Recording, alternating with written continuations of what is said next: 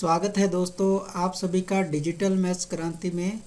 आज हम class 11th का चैप्टर नंबर 3 का इम्पोर्टेंट टॉपिक करने जा रहे हैं जिसका नाम है त्रिकोणमितीय फलन।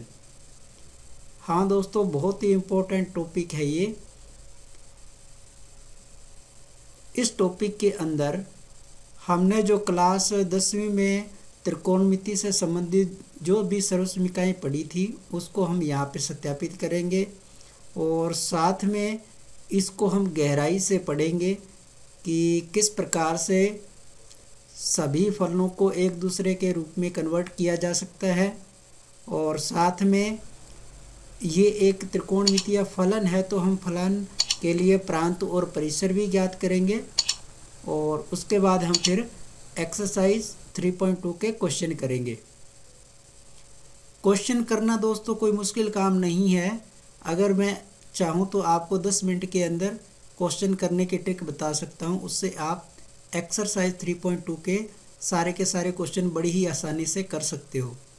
लेकिन हमारा मकसद दोस्तों सिर्फ एक्सरसाइज के क्वेश्चन करना ही नहीं है, बल्कि इस टॉपिक को गहराई से समझना है ताकि आपको नेक्स्ट 12th क्लास के अंदर और बड़ी क्लासों के अंदर आपको इस टॉपिक के बारे में कोई भी कन्फ्यूजन ना रहे। तो चलते हैं, करते हैं स्टार्ट।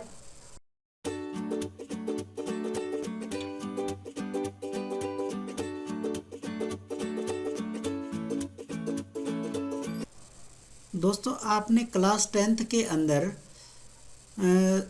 त्रिकोणमिति के अंदर 3 सर्वसमीकाएँ पढ़ी थी, जिसमें पहली थी sine square theta plus cos square theta equal to 1।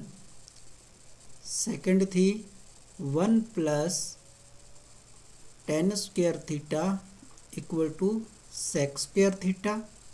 और तीसरी थी 1 plus cot square theta equal to cosec square theta. ये तीनों सर्वसमीकाएँ आपने 10th क्लास में पढ़ी थी, आपको याद भी आ गई होंगी। इन तीनों सर्वसमीकाओं का जो सत्यापन है वो वहाँ पे हमने 10th क्लास के अंदर एक समकोण त्रिभुज के रूप में किया था, इस प्रकार से, है ना। ये ए ओ बी हमारे पास कोई त्रिभुज था, ये 90 डिग्री का एंगल था और ये थीटा था। इस थीटा के हिसाब से हमने ये तीनों सर्वसमीकाएँ जो है वो प्रूव की थी। इस हमारा जो चैप्टर नंबर 3 है, क्योंकि इसमें जो हम कोण ले रहे हैं वो डिग्री के अंदर ना लेकर के हम क्या हैं, रेडियन में लेके चल रहे हैं। तो इन्हीं 3 सर्वसमीकाओं को पहले मैं सर्किल के अंदर आपको प्रूव करके बताता हूँ। तो अपने एक सर्किल बना लेते हैं। तो यहाँ दोस्तों मैंने एक सर्किल बना लिया है जिसकी त्रिज्या कितनी है, 1 इकाई जिसकी त्रिज्या है। और इस वर्त के ऊपर मैंने कोई एक पॉइंट ले लिया है P, जिसके निर्देशांक a, b है। ये पॉइंट जो है इस पूरे सर्किल पे कहीं भी ऐसे घूम सकता है ना। उसके आधार पे आपके a और b जो है वो चेंज होते रहेंगे। तो इस वृत्त का केंद्र मैंने मूल बिंदु माना है, जिसके निर्देशांक 0,0 होते हैं। यहाँ पे मैंने a से लेके, ये जो मेरा p है, a से लेके p तक का मेरे जो चाप की लंबाई है वो x है। हम जानते हैं जब सर्किल के अंदर कोई, जैसे ये a से p x लंबाई का मैं चाप लेता हूँ, तो ये केंद्र के ऊपर अगर ये मेरी त्रिज्या 1 इकाई है, त्रिज्या मेरी कितनी है, 1 इकाई है, तो हमारा जो कोण बनता है वो चाप बटा त्रिज्या से बनता है। तो यहाँ पे क्योंकि त्रिज्या हमारी 1 है, इसलिए चाप x बटा 1 यानी कि कोण हमारा बनेगा x रेडियन में, ठीक है। और पॉइंट हमारा ये P a, B है, तो x की ये लंबाई हमारी ओ से एम तक ए हो गई और एम से पी की लंबाई जो वर्टिकल है वो बी हो गई। तो हमारे पास यहाँ पे त्रिभुज आ रहा है पी एम ओ। इस त्रिभुज के अंदर आप ध्यान से देखोगे तो मैं अगर यहाँ पे कोस थीटा का मान निकालूं तो मुझे मिलेगा, यहाँ पे मैं लिख लूँ त्रिभुज मेरे पास है पी एम ओ। इस त्रिभुज के अंदर मैं कोस एक्स का मान निकालूं तो मुझे मिलेगा a/1, यानी कि ये मिल जाएगा a। इसी प्रकार से मैं साइन एक्स का मान निकालूं तो साइन एक्स होता है लंब बटा कर्ण। लंब आपका कितना है b, कर्ण है 1, तो साइन मुझे मिल जाएगा b। अब त्रिभुज के अंदर हम जानते हैं कि लंब का स्क्वायर प्लस आधार का स्क्वायर बराबर होता है कर्ण का स्क्वायर। ये हमने 10वीं क्लास में त्रिभुज में भी किया था। तो यहाँ भी हमारे पास ट्रायंगल बन रहा है सर्किल के अंदर, बस फर्क इतना है कि यहाँ पे कोण जो है वो रेडियन में है। तो लंब का मतलब ये आपके पास आ गया b का स्क्वायर, आधार का मतलब 1 का स्क्वायर, और ये आपका कर्ण 1 का स्क्वायर। b के स्क्वायर का मतलब है sine square x plus cos square x equal to 1। तो ये हमारी पहली सर्वसमीका आ गई। इस पहली सर्वसमीका के अंदर अगर हम दोनों साइडों में साइन कोस का अगर इसमें भाग दे, पहली बार एक बार आप साइन का दे दो, एक बार आप कोस का भाग दे दो। जैसे मैं यहाँ पे अगर कोस का भाग दे दूँ तो थोड़ा सा मैं इसको ऊपर उठा लूँ,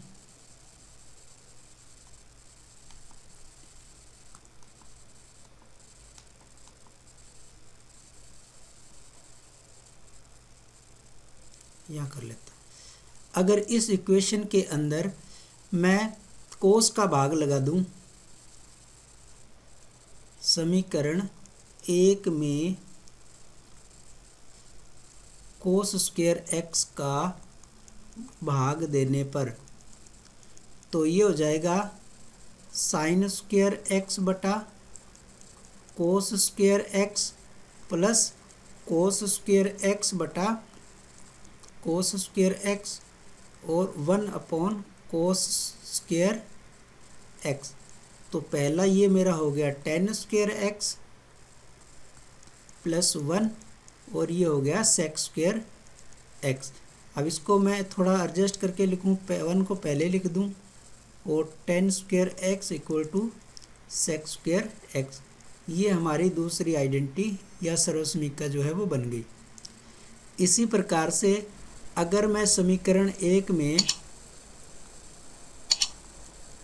साइन स्क्वायर एक्स का भाग दे दूं, साइन स्क्वायर एक्स का भाग देने पर तो साइन स्क्वायर एक्स बटा sine square x cos square x बटा sine square x 1 sine square x. तो ये तो 1 बन जाएगा, ये आपका कोट स्क्वायर बन जाएगा और ये कोसेक स्क्वायर एक्स बन जाएगा। ये हमारी तीसरी आइडेंटिटी आ जाएगी। इस प्रकार से हमने देखा कि ये तीनों आइडेंटिटियाँ हमारी इस सर्कुलर फॉर्म में भी आ गई। अब दोस्तों आप लोग जानते हो कि जो कोस एक्स का मान आता है, जैसे अगर ये वाला P वाला पॉइंट हमारा बिल्कुल A वाली पॉइंट यहाँ पे रहे, अगर ये पॉइंट बिल्कुल हमारा यहाँ पे रहे, इस लाइन पे रहे P वाला पॉइंट, मैं इसको एक बार सही बना दूँ, P वाला पॉइंट आपका इस पोजीशन पे रहे A पॉइंट पे, तो हम जानते हैं कि एंगल हमारा क्या रहेगा, 0 बनेगा। कोण कितना बनेगा, 0, है ना। तो उस सिचुएशन के अंदर आपको A की जो लंबाई है वो कितनी मिलेगी, 1 मिलेगी, यानी कि यहाँ पे x का मान आपको कितना मिलेगा 1 और y का मान कितना मिलेगा 0, क्योंकि हम ऊपर गए ही नहीं तो y का मान आ गया 0। इसका मतलब a तो मिला मुझे 1 और b मिला मुझे 0। कब? जब हमारा कोण क्या है 0 है ना, कोण हमारा 0 डिग्री है। तो ये नीचे वाला मैं पहले हटा देता हूँ इसको। तो हम यहाँ देख सकते हैं कि हमारा जो x का मान रहेगा, कोण रहेगा हमारा 0। कोण जब 0 है तो a का मान मेरे पास आ रहा है 1, है ना। हमने अभी निकाला था कि कोस x बराबर आपका a होता है और साइन x आपका b होता है। तो जब हमारा कोण यानी कि x का मान हमारा 0 होगा, तब a तो आएगा हमारे पास, पॉइंट हमारे पास क्या आया 1,0 पॉइंट आया। इसका मतलब कोस 0 डिग्री पे मान क्या आएगा 1। इसी प्रकार से साइन 0 डिग्री पे मान क्या आएगा 0, है ना। यहाँ पे आप अगर डिग्री नहीं भी लगाते हो तो भी कोई दिक्कत नहीं है, क्योंकि ये 0 रेडियन और 0 रेडियन आप लेके चल रहे हो। उसके बाद अगर पॉइंट हमारा यहाँ से, ये पॉइंट यहाँ से अगर यहाँ चला जाए,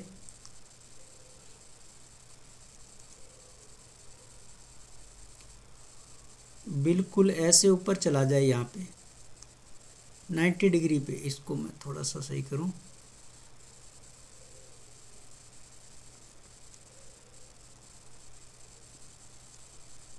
नाइन्टी डिग्री पे चला जाए,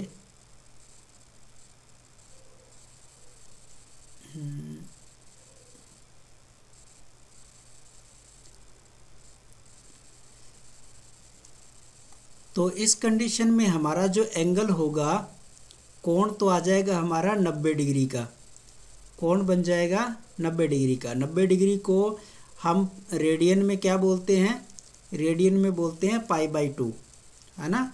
जब x हमारा π/2 हो जाएगा, 90 डिग्री हो जाएगा, तब कोस π/2 का मान क्या आएगा। अब यहाँ पे आप देख सकते हो इस पॉइंट पे x का मान कितना आ रहा है, x का मान 0, क्योंकि ना इधर जा रहे हैं ना इधर जा रहे हैं, तो x का मान 0। इसका मतलब आपका a जो आ गया वो क्या आ गया 0।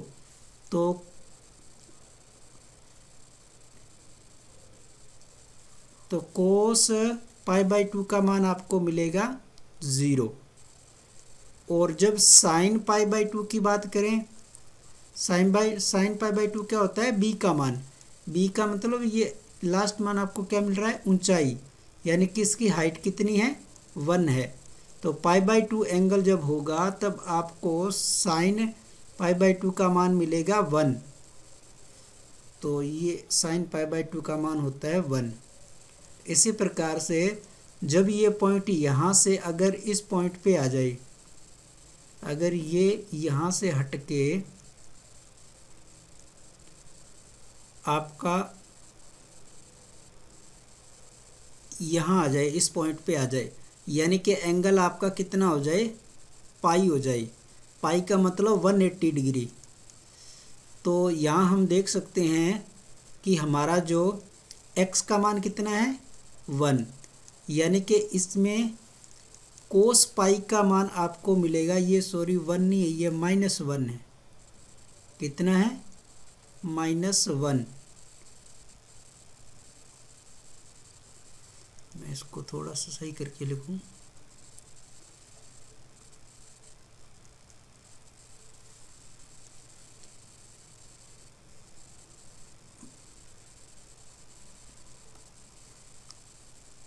-1, ठीक है। क्योंकि ये डिस्टेंस आप देख रहे हो, ये डिस्टेंस आपकी -1 है। यहाँ से यहाँ तक की। तो x का मान -1 और y का मान 0। तो जब हमारा एंगल पाई का होगा, तो पेन का कलर चेंज करूं, कोस पाई का मान आएगा आपके पास -1 और साइन पाई का मान देखें तो साइन पाई का मान अभी भी क्या है, 0। ये आप यहाँ देख सकते हो 0 आ रहा है ना। तो साइन पाई का मान होता है 0।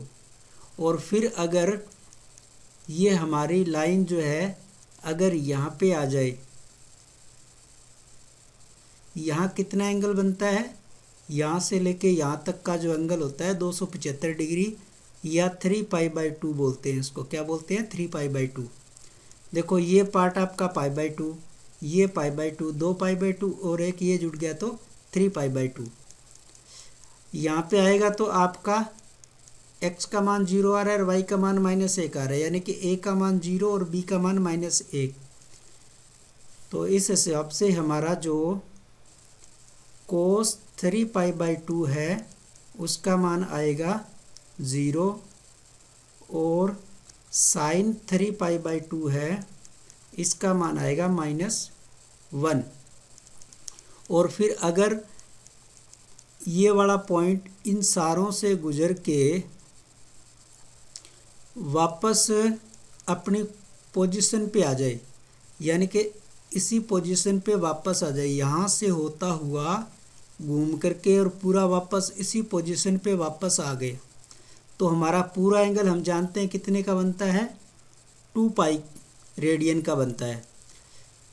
तो वापस उसी पोजीशन पे आ गए तो a का मान आपका 1 और b का मान 0।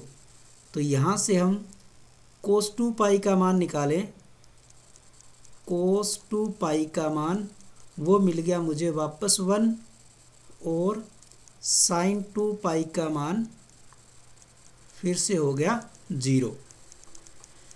तो ये कुछ मान थे जो हमने साइन और कोस के अंदर इसके अंदर निकाले। इसके अलावा अब इसमें आप क्या नोटिस कर सकते हो कि साइन का जो मान है एक तो आपका 0 पे 0 हो रहा है और पाई पे 0 हो रहा है ना। और ऐसे ही कोस का मान π/2 पे 0 हो रहा है और 3π/2 पे 0 हो रहा है। और जब हमारा एंगल पूरा 2π घूम जाता है तो वापस सेम वही पोजीशन हमारे पास आ जाती है। तो इससे हम एक रिजल्ट निकाल सकते हैं कि साइन 2nπ प्लस x जो है वो साइन x के इक्वल ही होगा।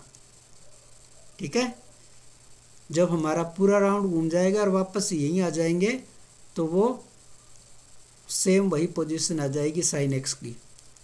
ऐसे ही कोस 2nπ प्लस x वापस सेम कोस x का रिजल्ट देगा।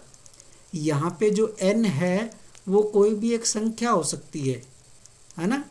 1 2 3 4 0 से लेके 0 हो सकता है, 1 2 3 4, मतलब ये पूर्णांक है कोई भी। तो ये बात आप समझ गए होंगे।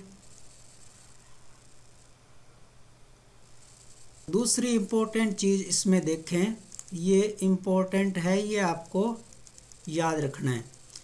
अब दूसरा जैसे हम कंडीशन देखें तो साइन x अगर कहीं आपको 0 मिलता है, साइन x का मान अगर 0 मिलता है तो इसका मतलब ये है कि आपका जो x होगा वो nπ के इक्वल होगा, यानी कि उसमें जो कोण है वो आपका पाई का कोई ना कोई गुणज होगा। हो सकता है वो 0π हो यानी कि 0 डिग्री हो, या 1π हो, या 2π हो, 3π हो, 4π हो। ये अब आप समझ गए होंगे, है ना।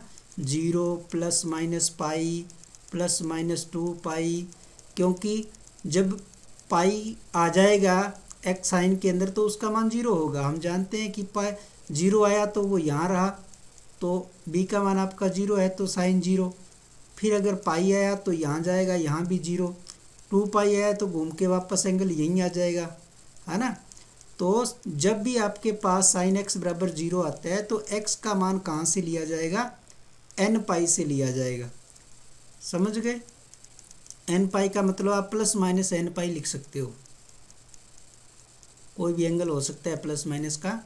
ऐसे ही अगर आपके पास कोस एक्स बराबर अगर 0 आ गया तो वहाँ से हम ये रिजल्ट निकालेंगे कि जो एंगल होगा, अब कोस कहाँ कहाँ 0 होता है, कोस देखो एक तो इस पोजीशन पे 0 होता है ना, π/2 की पोजीशन पे 0 होता है, एक 3π/2 की पोजीशन पे 0 होता है। इसका मतलब ये है कि जब भी हमारा जो एंगल है वो π/2 का गुणज होगा, है ना, π/2 का कोई विषम गुणज, सम गुणज नहीं, विषम गुणज। तो इसको मैं अगर लिखूं तो ये आ जाएगा, विषम गुणज के लिए यहाँ आ जाएगा 2n+1 π/2। x का मान इससे आएगा, जैसे आप n का मान 0 रखोगे तो मिला आपको π/2, n का मान अगर आप 2 रखोगे तो 4 और 1 5, यानी कि 5π/2। इस प्रकार से आपको ये दोनों सिचुएशन है, ये भी याद रखनी है, ठीक है, इम्पोर्टेंट है ये। इसके बाद बात आती है टेबल बनाने की, है ना। तो अब हम टेबल कैसे याद रखते हैं, आपने 10th क्लास के अंदर भी याद रखे थे, है ना। 0 डिग्री पे मान और 30 डिग्री पे मान, 45 डिग्री पे मान, 60 डिग्री पे मान, 90 पे, इतने आप लोगों को याद थे। अब इसी एंगल को मैं रेडियन में लिख रहा हूँ, जैसे 0, π/6, π/4, π/3 और π/2, है ना। ये मैंने इसके अंदर लिख दिए। यहाँ पे आप एंगल ये अनुपात लेते थे साइन एक्स, कोस एक्स, टेन एक्स, है ना, नीचे और भी कोट एक्स, सेक एक्स, वो सारे आप ले सकते हो। अभी मैं सिर्फ आपको इन तीनों के बता रहा हूँ। तो साइन का मान आप जानते हो कि साइन 0 पे क्या होता है, 0। साइन 30 डिग्री पे π/6 पे होता है 1/2, 45 पे होता है 1/√2, इस पे √3/2 और यहाँ पे 1। अब हम जो 0 से 90 डिग्री के मान तो हमें पहले से याद है। अब इसके अलावा हम आगे के मान भी सीखते हैं। तो आगे का मान आता है जैसे पाई 180 डिग्री पे, जो कि हमने अभी निकाला कि साइन पाई पे मान कितना आ रहा है, 0 आ रहा है। उसके बाद नेक्स्ट मान आता है 275 डिग्री पे, यानी कि 3π/2 पे कितना आया था, -1। और उसके बाद आता है 360 डिग्री पे, यानी कि 2π पे मान साइन का कितना, 0। तो ये पूरी एक लाइन हमें यहाँ से लेके ये 3 मान हमने नए याद किए हैं, है ना, कि पाई पे साइन का मान 0, 2π पे भी साइन का मान 0, 3π/2 पे मान -1 है। बस एक ही नया है ये, बाकी तो आपके पहले वाले ही हैं। ये एक लाइन हमें याद होगी। अब कोस के मान आपको पता था कि यहाँ से रिवर्स चलते थे ऐसे, है ना, यहाँ से आप रिवर्स लिखते थे। तो ये 1√3π/2 और 1/√2 और 1/2 और 0, ये मान मैंने कैसे लिखे हैं, ये 1 जो है, ये 1 आपका यहाँ आ गया। इसको मैं दूसरे पेन से लिख देता हूँ। ये जो 1 है आपका, ये 1 यहाँ आ गया, √3/2 यहाँ आ गया, ये नीचे ही रह गया, ये इधर से इधर चला गया और ये 0 यहाँ से यहाँ चला गया। ये इसके आधार पे हम 10th क्लास में इसको याद करते थे। अब आगे वाला मान, मैंने आपको बता ही दिया कि कोस 0 पे कितना हो रहा है, 1 हो रहा है। और 3π/2 विषम एंगल है, यानी कि π/2 का कोई विषम गुणांक आ गया, इसका मतलब ये क्या होगा 0, और 2π पे इसका मान वापस क्या आ जाएगा 1, अभी हमने देखा था। इसके बाद अगर आप 10 के मान निकालोगे तो जैसे 10 होता है साइन बटा कोस, यानी कि साइन की वैल्यू में कोस की वैल्यू का भाग दोगे तो 10 का मान आ जाएगा। अब 0 में 1 का भाग दोगे तो आ जाएगा आपके पास 0, 1/2 में इसका भाग दोगे तो नीचे नीचे वाले पार्ट कैंसिल होकर के आ जाएगा 1/√3, ये दोनों सेम है तो कट के 1, ये आ जाएगा √3। अब 0 का भाग अगर 1 में देंगे तो ये इन्फिनिट आएगा जो कि अपरिभाषित होगा। 0 में 1 का भाग लगाओगे 0 मिलेगा, यहाँ भी अपरिभाषित हो जाएगा, यहाँ 0 आ जाएगा। बाकी के मान आप जैसे कोट का मान निकालना है तो आप 10 के मानों को रिवर्स कर सकते हो, है ना। जैसे 0/1 को रिवर्स करेंगे तो 1/0, 1/0 का मतलब हो जाएगा इन्फिनिटी। इसको रिवर्स करोगे तो ये √3, ये 1, ये 1/√3, ये इसको रिवर्स करोगे, इन्फिनिटी का मतलब क्या होता है ऐसे, इसको रिवर्स करोगे तो ये 0 बन जाएगा, ठीक है। और इसको रिवर्स करोगे तो ये इन्फिनिटी हो जाएगा, ये 0 हो जाएगा, ये इन्फिनिटी हो जाएगा। इस प्रकार से आप बाकी के मान जो हैं वो भी आप निकाल सकते हो। बाकी के मैं नहीं निकाल रहा हूँ, आप खुद निकाल के देख लेना। बाकी आपको ये साइन और कोस 2 के मान याद रहते हैं तो अपने आप बाकी बन जाते हैं। उसके बाद अपना अगला टॉपिक आता है कि त्रिकोणमितीय अनुपातों को रूपांतरित करना, यानी कि हमें कोई जैसे यहाँ पे एक त्रिकोणमितीय अनुपात दे रखा होगा, साइन x का मान लो आपको दे रखा होगा, तो आपको साइन x की सहायता से बाकी सभी वैल्यू निकालनी आपको आनी होगी, है ना। तो वो कैसे निकालते हैं, मुझे साइन x की वैल्यू अगर यहाँ पे गिवन है तो कोस x का मान मुझे निकालना है, तो मैं कैसे निकालूंगा। मुझे पता है कि sine square x plus cos square x equal to 1 होता है, तो मुझे कोस स्क्वायर x का मान निकालना है, तो 1 में से साइन स्क्वायर x को मैं कम कर दूंगा और फिर इसका अंडर रूट ले लूँगा, अंडर रूट लूँगा तो 1 माइनस साइन स्क्वायर x मुझे मिल जाएगा। कोस x का मान मुझे कैसे मिलेगा, इस प्रकार से 1 माइनस साइन स्क्वायर x का अंडर रूट लेने से मुझे कोस का मान मिल जाएगा। फिर अगर मुझे कोस का मान मिल गया, फिर मुझे अगर tan निकालना है तो फिर मैं क्या करूँगा, tan निकालना तो अब मेरे पास साइन का मान है, कोस का मान है, तो मैं साइन x में कोस x का भाग दे दूँगा, समझ गए। अब अगर आपके पास tan x का मान आ गया तो आपको पता है कि इसको कोट x का मान निकाल सकते हो। कोट x का मतलब क्या होता है, कोस x ऊपर और साइन x नीचे, या फिर 1/tan x भी आप लिख सकते हो। अगर आपको sec x का मान निकालना है तो आप 1/cos x कर सकते हो। यहाँ पे आपको ध्यान देने वाली बात है कि जो आपका x है वो कोस में क्या नहीं होना चाहिए, x नॉट इक्वल टू होना चाहिए 2n+1 π/2, ये नहीं होना चाहिए, क्योंकि जैसे ये विषम गुणांक होएगा तो 0 हो जाएगा, है ना। कोस x नीचे वाला क्या देगा, 0 देगा, 1/0 इन्फिनिटी हो जाएगा, इसलिए ये नहीं होना चाहिए।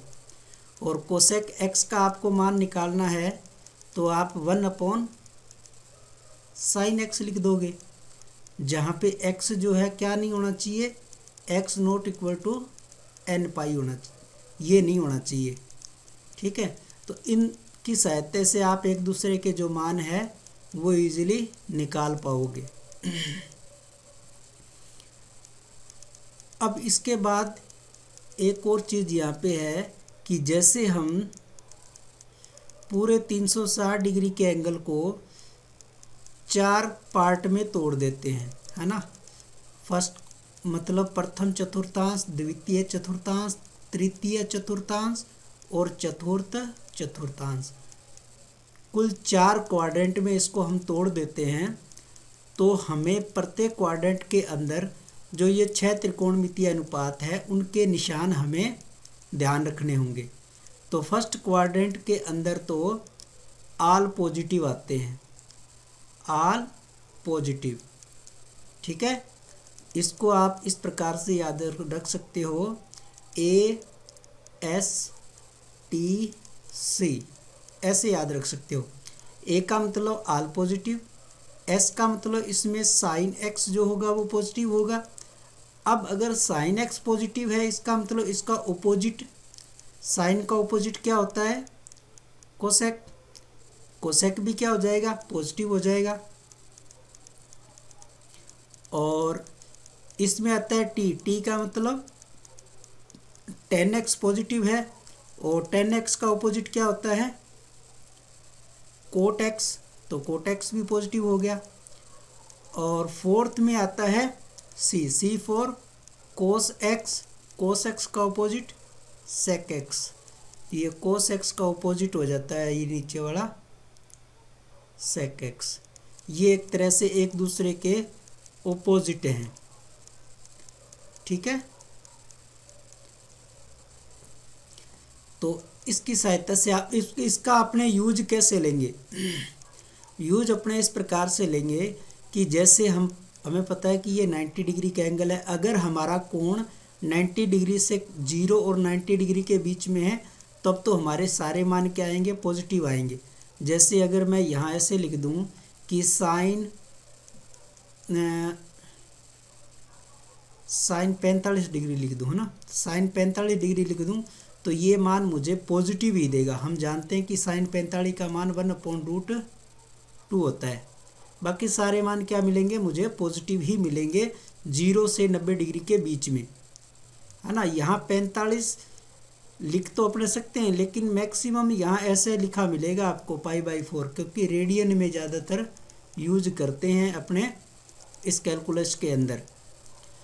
और इसी प्रकार से अगर हमारा कोण 90 डिग्री से और 180 डिग्री के बीच में है, ये आपका पूरा 180 डिग्री है, 90 और 180 डिग्री के बीच का अगर कोई आपके पास एंगल आ गया, है ना, तो जैसे यहाँ पे अगर वो एंगल 120 डिग्री का आ गया तो इसका मतलब 90 और 180 डिग्री के बीच का, तो साइन तो आपको क्या मान देगा? पॉजिटिव वैल्यू देगा। अगर यहाँ आपका कोस का कोई मान आ गया तो वो वैल्यू कैसी देगा? वो नेगेटिव वैल्यू देगा, क्योंकि इसमें साइन और कोसेक ही पॉजिटिव होते हैं, बाकी नेगेटिव होते हैं। इसी प्रकार से आप ये दूसरे सारे हैं ये ध्यान में रख सकते हो। नेक्स्ट पॉइंट हमारा है त्रिकोणमितीय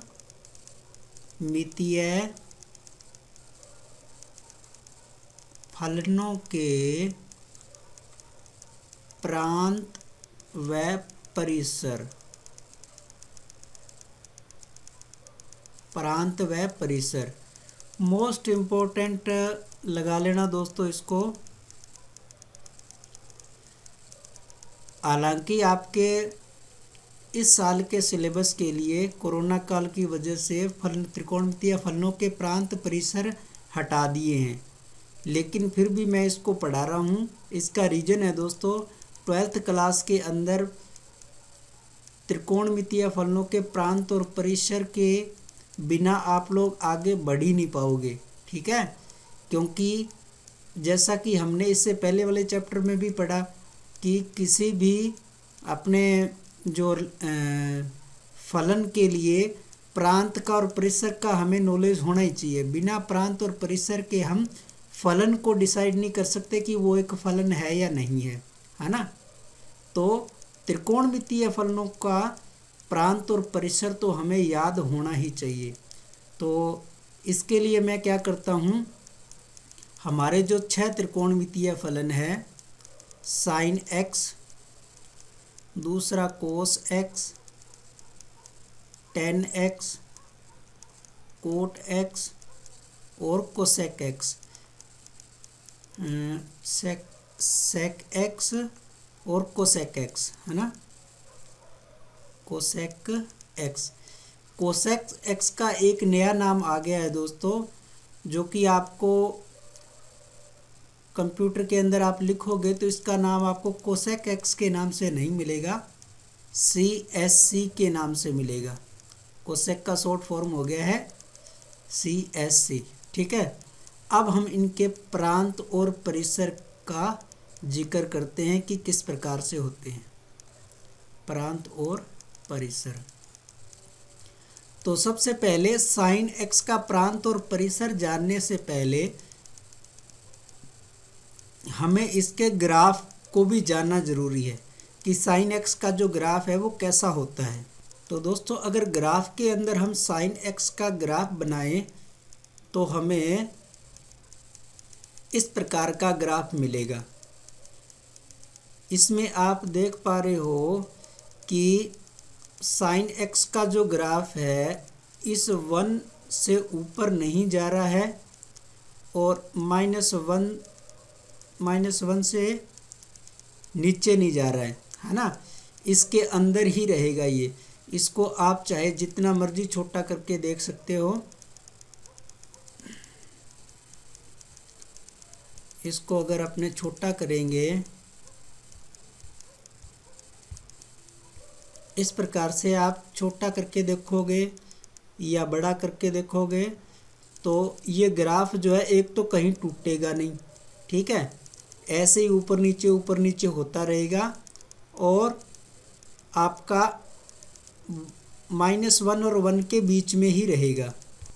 तो दोस्तों, इसका मतलब क्या हुआ? इसका मतलब ये हुआ कि हमारा जो यहाँ पे x अक्ष है उस x अक्ष को अगर हम अपना इनपुट माने तो आपको प्रत्येक x अक्ष की आप कोई भी वैल्यू ले लो, 0 ले लो, π/2 ले लो, पाई ले लो, 3π/2, आगे जितना मर्जी मान बढ़ा लो या इधर घटा लो। आपको प्रत्येक इनपुट पे साइन के अंदर आप ये आपका साइन x का जो फंक्शन है ना, ये इधर आप साइन x का फंक्शन देख रहे हो। इस साइन x के फंक्शन के अंदर यहाँ पे क्या दे रखा है x आप कोई भी इनपुट डाल लो आपको रिजल्ट अवश्य मिलेगा, क्योंकि जैसे मैं इसका मान π/2 दूंगा x का मान, तो मुझे ये जो है ये पॉइंट दे देगा। कितना मान दे देगा? 1 दे देगा। अगर मैं साइन पाई का मान रखूँगा तो ये ग्राफ मुझे 0 मान दे देगा। ऐसे ही मैं इधर जितना मर्जी मान रख लूँ, यानी कि x के प्रत्येक मान के लिए हमें कोई ना कोई आउटपुट मिल रहा है। तो इसका मतलब ये हुआ कि इसका जो प्रांत है वो तो आपकी ये पूरी की पूरी जो नंबर लाइन है, यानी कि वास्तविक संख्याओं का समूह, वो तो हो गया इसके लिए प्रांत। और परिसर की बात करें तो परिसर का मतलब ये होता है कि y अक्ष पे वो कितना ऊपर नीचे जा रहा है। y अक्ष है, ऊपर ये 1 जा रहा है और नीचे -1 तक ही रह रहा है ना। तो इसका परिसर हो जाएगा क्लोज्ड इंटरवल के अंदर -1 से 1, क्योंकि ये 1 को टच कर रहा है और -1 को भी टच कर रहा है। तो साइन x के प्रांत और परिसर हम लिखें तो यहाँ इस प्रकार से लिख सकते हैं कि साइन x का प्रांत तो हमारे पास है रियल नंबर और परिसर है क्लोज्ड इंटरवल के अंदर -1 से लेके 1 तक। ये बात आपको समझ में आ गई होगी। अब हम कोस x का ग्राफ बनाते हैं और देखते हैं। साइन x का ग्राफ हटा देता हूँ, कोस x का ग्राफ बना लेता हूँ। अब ये मेरा कोस x का ग्राफ है। ठीक है, चाहो तो मैं यहाँ पे आपको दिखा भी देता हूँ।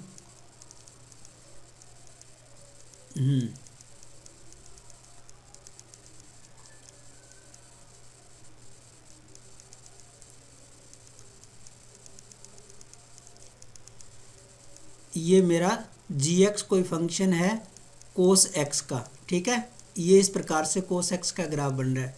कोस x और साइन x में डिफरेंस क्या है? साइन x वाला ये पहले वाला था, साइन x का मान 0 पे तो 0 हो रहा है, साइन x का 0 पे तो 0 हो रहा है और π/2 पे 1 हो रहा था। ये इसका अपोजिट है, 0 पे तो ये 1 हो रहा है और π/2 पे 0 हो रहा है। बस इतना ही फ़र्क है, ऐसे ऊपर नीचे जैसे ये नीचे आता है ये ऊपर चला जाता है ना। बस यहाँ से हमें याद रखना है। तो अब कोस एक्स का ग्राफ जो है वो भी साइन एक्स के ग्राफ की तरह ही कंटिन्यू है, कहीं भी नहीं टूटता है। यानी कि इसके अंदर भी अगर हम कोई इनपुट दें तो प्रत्येक बिंदु पे हमें आउटपुट ज़रूर मिलेगा। इसकी अगर रेंज की बात करें परिसर की तो वो भी 1 से लेके -1 तक है, और इसका जो प्रांत है वो भी क्या है, आर ही है। तो हम वहाँ पे लिख लेते हैं इसके प्रांत और परिसर में। आर का जो प्रांत है वो भी क्या है, आर है, और परिसर इसका -1 से लेके 1 तक क्लोज्ड इंटरवल में है। उसके बाद नेक्स्ट फंक्शन है हमारा tan x का। तो tan x का मैं ये दोनों हटा देता हूँ। tan x का ग्राफ बनाऊँ तो tan x का ग्राफ आपको इस प्रकार से दिखाई दे रहा है। अब tan x के ग्राफ में क्या खासियत है, इसके अंदर ये है कि ये देखो π/2 का जहाँ भी एंगल आ रहा है उस एंगल को ये जब भी यानी कि tan x के अंदर π/2 का एंगल देंगे तो ये कहीं भी नहीं काटेगा।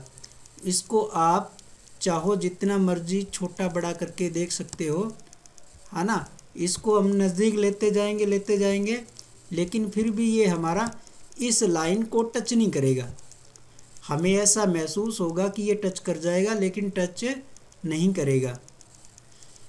तो tan x के ग्राफ में ये हुआ कि π/2 का जो एंगल है उस पे ये परिभाषित नहीं है, बाकी सभी पे इसका मान आ रहा है। π/2 3π/2 पे भी नहीं है, -π/2, यानी कि जहाँ भी π/2 का विषम गुणांक आ रहा है वहाँ पे ये परिभाषित नहीं है।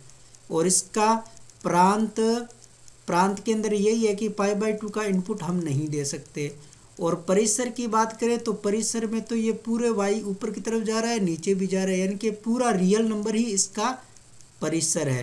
तो इसका हम प्रांत लिखें tan x का, तो प्रांत हो जाएगा रियल नंबर में से घट जाएगा क्या, 2n + 1 π/2।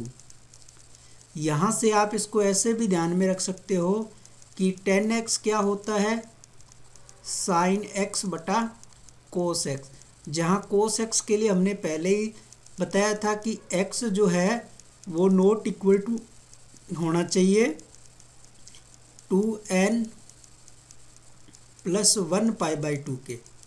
ये चीज़ मैंने आपको पहले ही बताई थी। वही चीज़ हमें ग्राफ देखने से भी पता चली कि हम इसमें प्रांत के अंदर रियल नंबर में से 2n + 1 π/2 वैल्यू नहीं रख सकते, वो हमें कम करनी पड़ेगी। और इसका अगर परिसर देखें तो परिसर हमें रियल नंबर ही मिलेगा। ये चीज़ आपको अच्छी तरह से समझ में आ गई होगी। अब दूसरी बात हम करते हैं cot x की। तो cot x का ग्राफ देखें, ये tan x को हटा देता हूँ, ये cot x में भी ये उल्टे बन रहे हैं इस प्रकार से। cot x में क्या हो रहा है, 0 पे डिफाइन नहीं है। जहाँ जहाँ 0 आएगा, पाई आएगा, 2π आएगा, है ना, तो वहाँ पे क्या है, डिफाइन नहीं है। तो इसका मतलब प्रांत में से r में से क्या nπ कम हो जाएगा, और रेंज तो इसकी r ही रहेगी। तो कोट में आपका जो रियल नंबर है उस रियल नंबर में से कम हो जाएगा nπ। इसको आप इस तरीके से भी याद रख सकते हो कि कोट x बराबर कोस x बटा साइन x था, और साइन x के अंदर क्या नहीं होना चाहिए, x नॉट इक्वल टू होना चाहिए nπ के, ये चीज़ नहीं होनी चाहिए। तो वही चीज़ यहाँ पे हम कम कर रहे हैं। इसका परिसर जो है वो r ही है, ठीक है। उसके बाद आता है sec x का। तो sec x का ग्राफ देखें। sec x का ग्राफ कुछ इस प्रकार से बन रहा है। इसको थोड़ा सा मैं जूम कर दूं।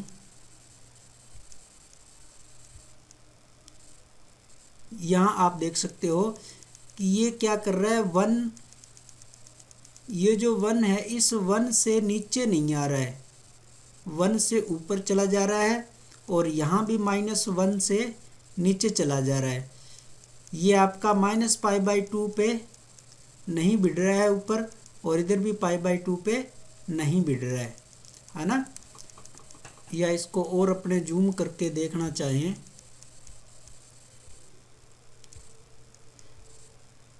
ये देखो, आप जूम करके देखोगे तो ऐसा लग रहा है कि ये भिड़ रहे हैं, लेकिन ये भिड़ नहीं रहे हैं।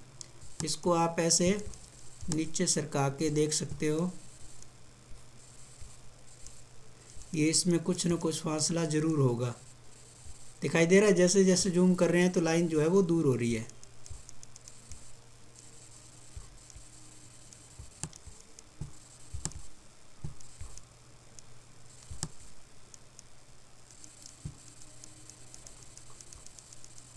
तो इसके अगर प्रांत की बात करें तो प्रांत में हमें ये मिलेगा कि इस पूरे रियल नंबर में से जो π/2 का विषम गुणांक है वो घटाना है, यानी कि π/2 पे ये डिफाइन नहीं है।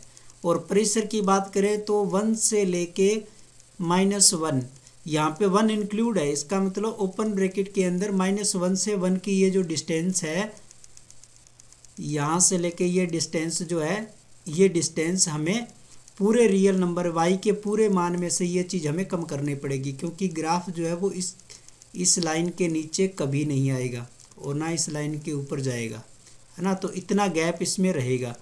तो प्रांत में तो हम लिख देंगे कि रियल नंबर में से क्या है 2n+1 ब्रैकेट π/2 कम है, और इधर प्रांत परिसर में देखेंगे तो पूरे रियल नंबर में से ओपन ब्रैकेट में -1 से लेके 1 माइनस करना होगा। तो इसका मैं लिख लेता हूँ, प्रांत और परिसर। sec x का प्रांत आ जाएगा r-2n+1 π/2, या इसको आप इस तरीके से भी याद रख सकते हो कि sec क्या होता है 1/cos x, 1/cos x। cos x के लिए क्या डिफाइन नहीं है, cos x not equal to होना चाहिए 2n+1 π/2। तो ये चीज़ मैंने यहाँ पे क्या है कम कर दी है। और दूसरी बात, परिसर की बात करें तो परिसर में हमने देखा था कि पूरे रियल नंबर में से ओपन ब्रैकेट के अंदर -1,1 जो है वो कम होगा। इसी प्रकार से आप कोसेक x का ग्राफ देखेंगे तो कोसेक x के ग्राफ में भी सेम ऐसे ऊपर नीचे जाएंगे, बस 0 और n पे ये डिफाइन नहीं होगा। और यहाँ पे वही बात है कि 1 से लेके 1 जो है वो रेंज में से परिसर में से कम हो जाएगा। तो r-n और यहाँ r- ओपन ब्रैकेट 1,1।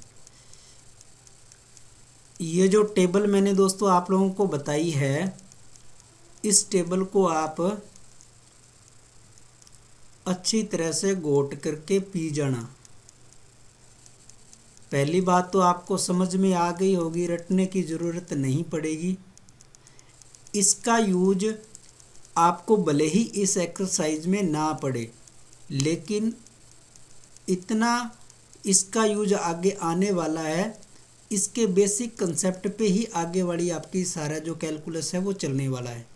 इसलिए दोस्तों इसको समझाने के लिए मैंने ज़्यादा टाइम लगाया है, लेकिन वो टाइम आपका जाया नहीं जाएगा। आप इसको अच्छी तरह से समझ लें। हम क्या करते हैं कि ये सारी जो चीज़ें हैं, प्रांत परिसर जो है वो रटने बैठ जाते हैं।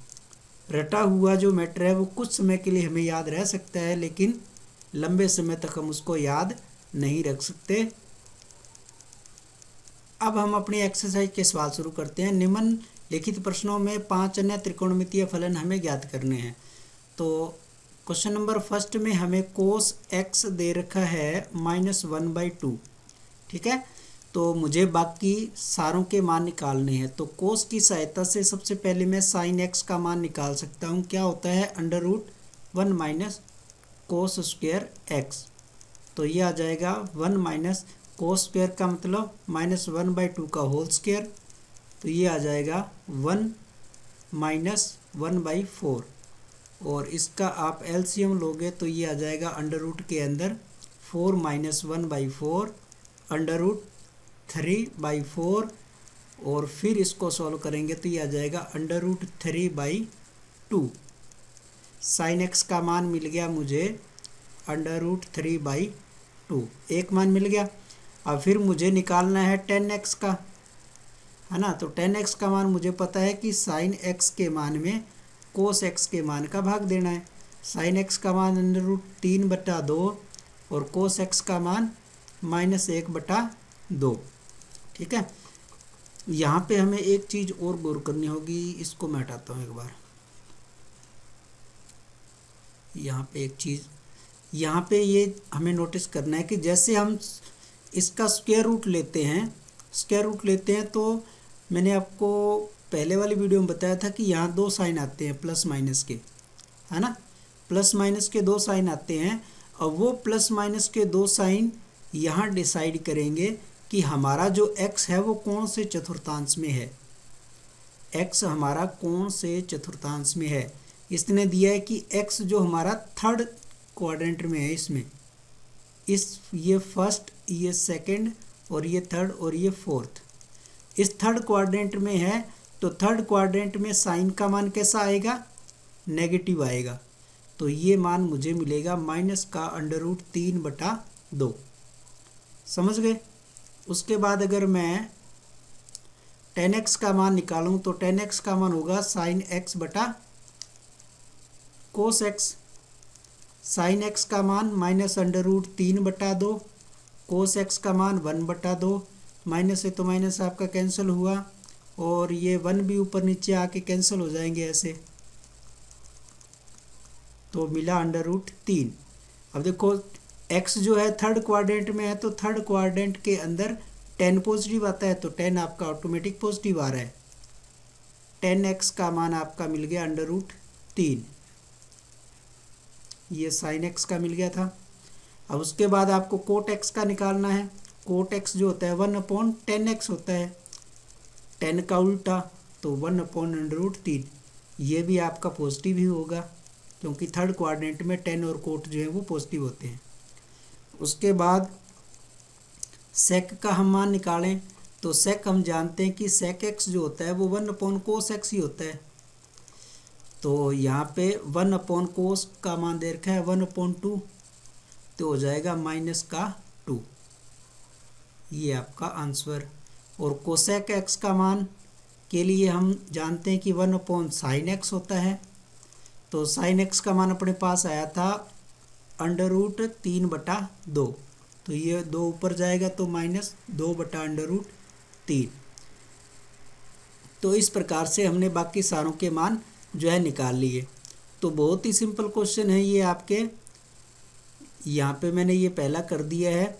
आप इसके और भी सवाल है, ये सारे आप करके देख सकते हो। ठीक है। और चाहो तो मैं इसका एक और करवाई देता हूँ। एक सवाल चलो और ले लेते हैं इसका। क्वेश्चन नंबर 5 में 10x का मान हमें दे रखा है। 10x का मान दिया है -5/12 और x जो है वो हमारा सेकंड क्वाड्रेंट में है, इसमें है।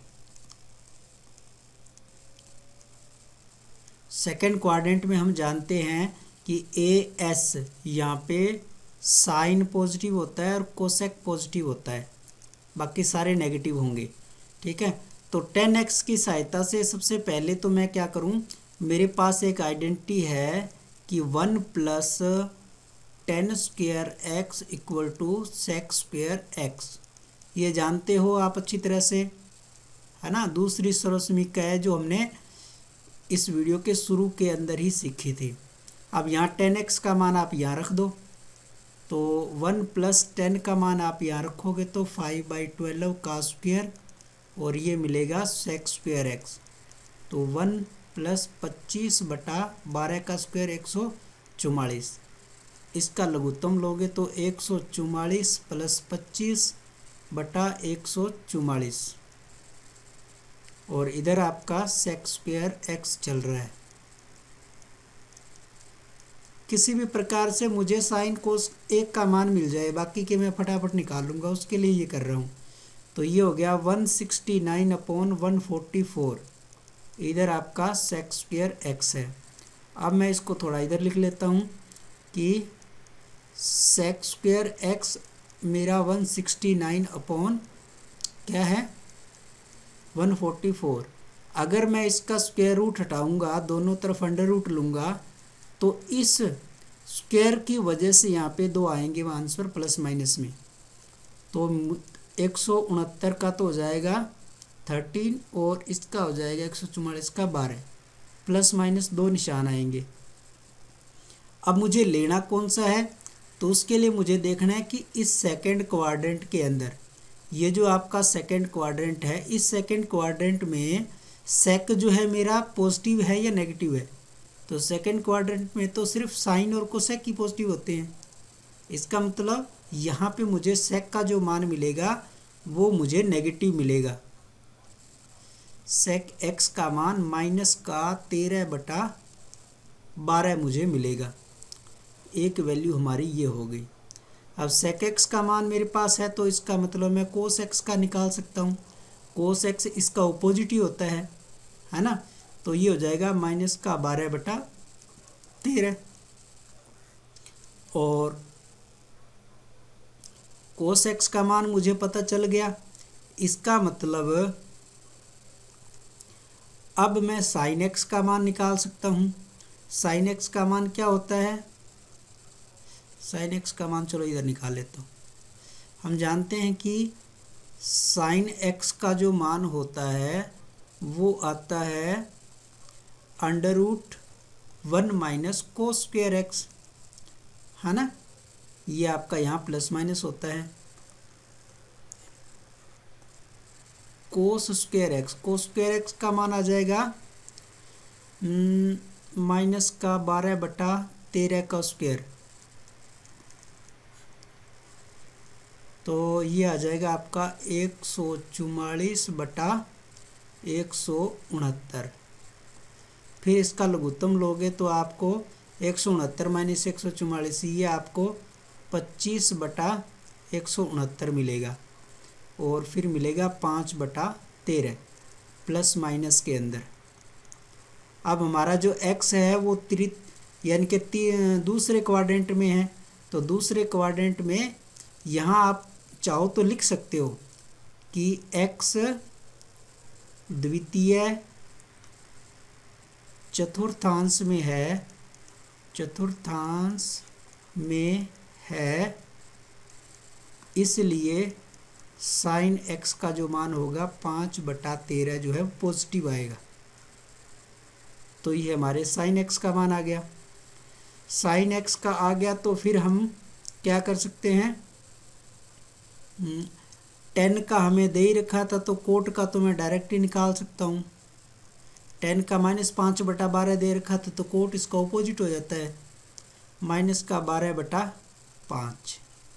तो कितने मान आ गए, एक आ गया, दूसरा आ गया, तीसरा आ गया, चौथा आ गया, पांचवा बच गया। पांचवा क्या है, कोसेक एक्स। कोसेक एक्स को बल्कि आप ऐसे ही लिखने की आदत डालो, CSC एक्स, वो साइन एक्स का अपोजिट होता है, तो 13/5। ये 6 के 6 मान हमारे आ गए। तो बिल्कुल सिंपल है, आपको जो दे रखा है उसमें से किसी का आप साइन या कोस का मान, एक का मान निकाल लो। 3 सर्वसमीकरण हैं आपके पास, sine square plus cos square x बराबर 1, 1 प्लस टेन स्क्वायर एक्स बराबर सेक स्क्वायर एक्स, या 1 प्लस कोट स्क्वायर एक्स बराबर कोसेक स्क्वायर एक्स। बाकी सिंपली इजी निकल जाते हैं, बस क्वाड्रेंट के निशान हमें ध्यान रखने होते हैं। तो दोस्तों आज के लिए बस इतना ही। और हाँ, अगर आपको वीडियो पसंद आ रही है तो प्लीज़ मुझे प्रमोट करें और इस वीडियो को लाइक करें और अपने दोस्तों के साथ ज़रूर शेयर करें। और आपने अभी तक अगर मेरा चैनल सब्सक्राइब नहीं किया है तो प्लीज़ चैनल को सब्सक्राइब कर लें और पास में आने वाले बेल आइकन को ज़रूर दबा दें। थैंक यू दोस्तों।